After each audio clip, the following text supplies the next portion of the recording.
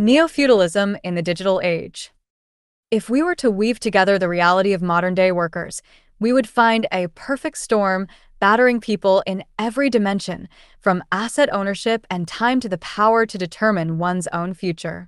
This storm is driven by structural gears working in systemic harmony, starting from the moment we open our eyes on a workday morning. Imagine a worker waking up in a cramped room in a high-rise in the city center or a suburban apartment that they do not truly own. This condition reflects a worldwide surge in the rent economy, neo-feudalism. Data from the Puey Ungphakorn Institute for Economic Research indicates that over one-third of Thai household debt stems from real estate loans, a long-term obligation where most monthly payments are transformed into interest paid back to banks rather than principal to build equity. Internationally, this phenomenon is glaring in major cities like London or New York. The OECD 2020 report, Under Pressure, The Squeezed Middle Class, points out that the basic cost of living, particularly housing, has skyrocketed 3 times faster than income over the last 30 years. This makes accumulating surplus capital to elevate one's status nearly impossible. The salary transferred into the account becomes merely a transit point, flowing immediately to the asset-owning conglomerates. The end of ownership. The intrigue of this era is that we aren't just paying rent for a place to sleep. We are entering an era of the end of ownership through monthly subscription systems deeply embedded in every activity. The computers we use for work, word processing software, editing programs, or even cloud storage have almost entirely shifted from outright purchase to lease to use. If payments stop one day, that data is locked and becomes instantly inaccessible. This severed ownership extends to entertainment and personal tastes. Even in the automotive industry, the trend of subscriptions to access special features is becoming evident. This state forces workers to shoulder massive invisible fixed costs, aligning with Tien Tsuo's 2018 Concept and Subscribed, which explains how global business models are shifting from products to creating recurring revenue from users, trapping consumers in an endless cycle of digital tribute. Data sovereignty.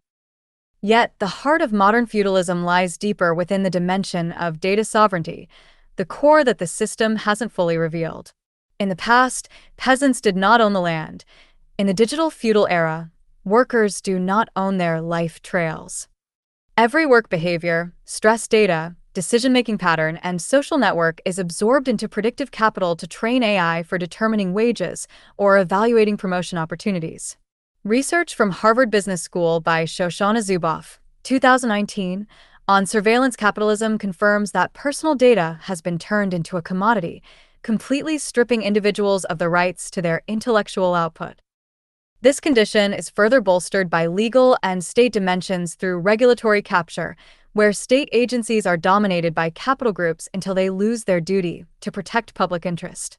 This capture mechanism occurs through key channels like the revolving door, where high-level executives swap positions between tech giants and regulatory bodies, information asymmetry, where the state lacks the knowledge to keep up with technological complexity and must rely on data from the capital side, and lobbying power, which alters rules to favor monopolies, such as outdated labor laws that fail to recognize the complexity of the gig economy.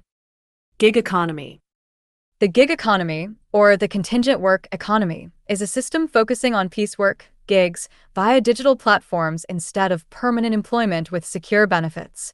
While the image presented is one of freedom, in reality, workers in this system are often reduced to the status of mere partners so that companies do not have to shoulder basic welfare. This creates a powerful tripartite power structure, capital, technology, state, that is nearly impossible to challenge. Time poverty. Upon stepping out of their residence to head to work, the worker is met with the truth that time has become a luxury item they have almost no right to possess. Statistics from the National Statistical Office show that workers in metropolitan areas spend an average of 2 to 3 hours a day commuting. This creates a state of time poverty, causing a chain reaction that affects the family unit and leads to the burnout of social reproduction, the process of maintaining health, education, and family bonds. When all time is spent earning money to pay for the subscription of life, this process collapses. Research by Anna Rotkirch, 2020 states that in societies with high inequality, having offspring is viewed as a class risk, a social danger that could cause one's life to descend from its current status. Governance by precarity. In the dimension of work, we find interclass stratification, where the pyramid has a private elevator for those with rare skills, while general workers are evaluated by algorithms and slide down into becoming labor under precarity as governance. The fear of unemployment is used as a control mechanism, replacing the whips of ancient times. KPIs and rating scores are the new discipline, forcing workers to constantly self-monitor. Even attempts to resist through new identities like the creator economy or side hustles are often met with co-opted resistance, where the system swallows the rebellion back as a commodity. The dream of being one's own boss often ends in self-exploitation to feed the platforms that own the space. Foreclosed futures. This situation results in foreclosed futures, where people stop making long-term life plans and switch to survival mode, period by period. The geopolitical dimension reinforces that developing countries are in a state of digital infrastructure tenants, having no ownership of cloud or high-level AI models. This leads to data colonialism, where state sovereignty is eroded. This inequality reaches deep into the physical body and nervous system. Mental health collapse from burnout becomes a hidden cost where the body is the final frontier of exploitation, and neural capital is drained until it is completely spent. Defining a good life. The definition of a good life in this century is being reshaken toward the measurement of autonomy of time and space. The Great Reshuffle phenomenon shows that workers want flexibility. Data from Microsoft's Work Trend Index indicates that over 50% of employees are ready to quit if forced back to the office full-time.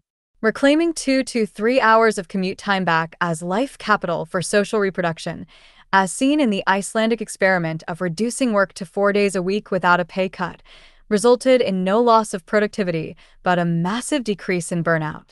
This proves that technology can indeed be used to reduce work hours if the rules are conducive. Furthermore, using AI as cognitive augmentation creates significant opportunities for the little guy. For example, freelancers in Thailand and Indonesia, who were previously limited by language barriers or work speed, can now use AI to draft work structures, translate, or perform high-level video editing. This allows them to take on 3 to 4 times more work from clients in Europe or the US in the same amount of time. This doesn't just increase income. It proves that skills propelled by technology are the equilibrium point that allows us to still have a place in the global market. However, these hopes come with harsh conditions and inequality. ILO data shows that gig workers worldwide still work an average of 12 to 14 hours a day. Effort thus becomes a survival trap for those without social capital. True hope must transcend individual struggle toward collective bargaining and institutional hope, such as the success in Barcelona under the data sovereignty for citizens concept, which turned city behavioral data into data commons for the benefit of the people. At the geopolitical level. The fight to protect digital sovereignty is about maintaining the power to tax and protect labor. Examples include the enforcement of GDPR and the AI Act by the European Union, which declare that citizens' data is not the property of platforms. This includes the collective effort of over 130 countries to reach a global minimum tax, 15%, agreement to reclaim tax revenue for welfare. Additionally, transnational platform labor unions are forming in India and South Africa to push for a universal labor guarantee, ensuring that no matter the company's nationality, local employment must always include basic benefits.